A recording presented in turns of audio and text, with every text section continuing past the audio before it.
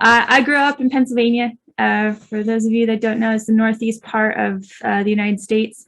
And I grew up in a very churchy household where I went to church all the time. And I thought a good Christian was somebody that was really involved because my mom kind of set the pattern for that.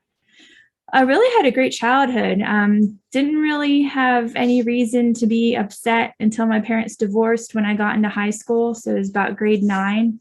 And there's a bunch of other things that happened at the same time that kind of forced me into this really bad depression.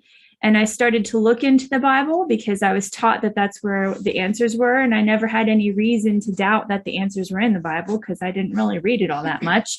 So I would open up the Bible and I would, read these wonderful verses, Psalms, Proverbs, crying out to God, God answering. But I just didn't know how to apply it to myself.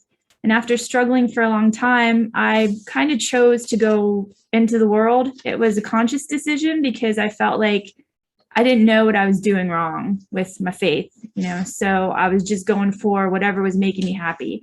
So I'd do stuff like I'd party on weekends and do anything that I could possibly do in the worldly terms in order to get my mind off of how upset I was.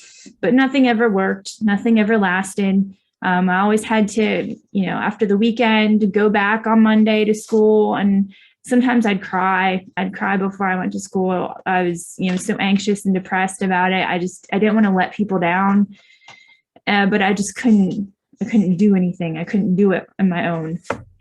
So I struggled through high school like that. And I took a year off before I went to uni. And it was in that year that my best friend, Nikki, called me up and asked me what I needed to do to be saved because she had heard the gospel in the meantime.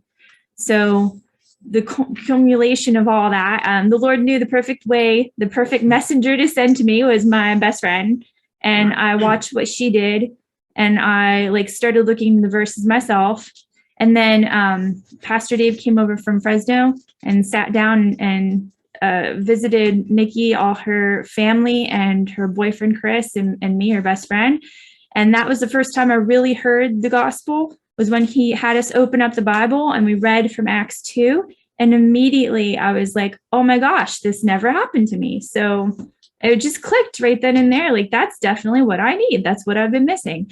It still took me 3 months to come around to the idea of how much my life was going to change. But I eventually did get baptized by full immersion in the pool of a hotel. And then I received the Holy Spirit alone in my dorm room the first night I was out at uni. And just had this major healing from the depression that I'd suffered from so long.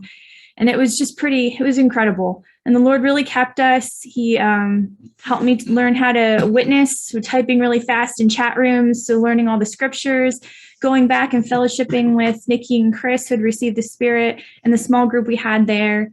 We really had to, keep it together. And it wasn't us doing it, it was the Lord, because we're all around the same age, all Spirit-filled around the same time. We didn't have a pastor for several years. We didn't really know what we were doing, but the Lord did. So fast forward, and I end up getting married in the Lord with Michael and moved down here to Georgia, have 2 kids, and really want to speak on the major battles I've had in the Lord have been between my 2 ears, as our brother John liked to say. So I've had a lot of battles between my 2 ears. And one major one was when my son was younger, and he's challenging. He's challenging. Let me just say that. So I think I had developed a type of I've read about it now. I guess you could kind of say it was like a carer PTSD, where you're really emotionally drained and affected, because there would be hours long meltdowns, and I would just kind of be paralyzed, not being able to go out anywhere or do anything or live a normal life. And my whole life centered around controlling the environment so that these meltdowns wouldn't happen. And it was really traumatizing for me. So my husband had started this thing where he would watch the kids and organize everything to get me to go to foreign camps, because we have such short ones here in the US. And so he sent me over to Ireland camp one year. I think it's been like 7 years ago now, maybe. I think about 7 years. And I knew like this was my chance to really get a healing. And I didn't know what I was suffering from. I didn't have a word for it then, but I was just really, I was so down and it was just really difficult. So I was over there and there were testimonies and brilliant people, really great food if you've ever been to Ireland camp. But really like somebody had given a testimony about they were praying and it's almost like the same tongue got passed around to other people in their group in the middle of whatever testimony they were giving. And I don't know why, I don't know if it stuck with me or something, but I just thought, oh, that's really awesome. The Lord still does interesting stuff like that. Even once you're spirit filled, you have just these really fun things that happen to that the Lord confirms his word in you.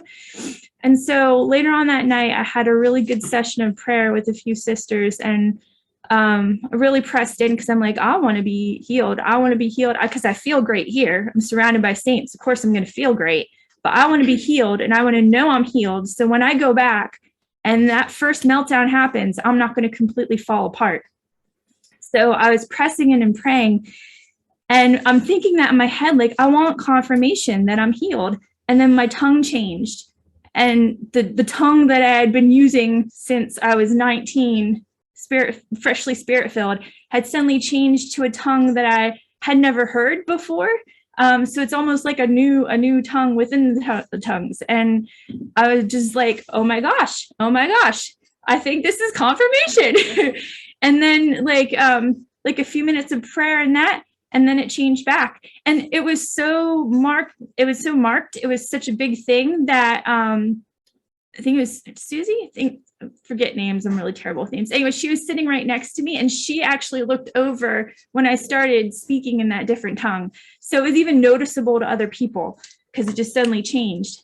And then like when I got done, I was like, I know I'm good now. I know I'm good. Like I'm in the presence of saints, but I know when I go back, I'm good.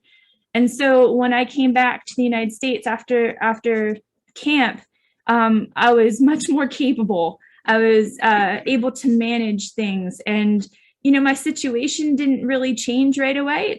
It took quite a bit of time, and it's still developing as stuff does with kids. But it was a huge healing, and I like to bring stuff up and remember them because I know like the Lord's mercy is endless, and he wants us to be happy. He wants us to have the good things in life.